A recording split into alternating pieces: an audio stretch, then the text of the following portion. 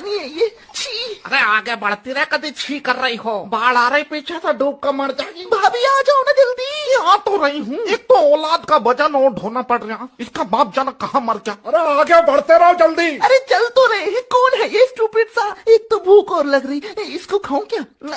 Hygienic तो बिल्कुल नहीं है ये, पर टेस्टी तो है। मैं अपने बॉयफ्रेंड को बताऊंगी कि मैं अपने गांव गई थी और ऐसे गंदे पानी में। पर एक मिनट, अगर उसने मुझे जज किया कि कैसे गंदा सा गांव है इसका, बाढ़ आती है, और मुझे जज करके छोड़ दिया तो मैं क्या करूंगी? अरे काका बड़बड़ा रही, कुछ खा लेंदे जा, आगे को मर जा। बड़ी आई अंग्रेज की बच्ची। इसे चाचा के लड़के को तो बात करने की बिल्कुल तमीज नहीं है, गमार कहीं का। तमीज तो तब होगी ना, तब गांव से बाहर कहीं जाएंगे।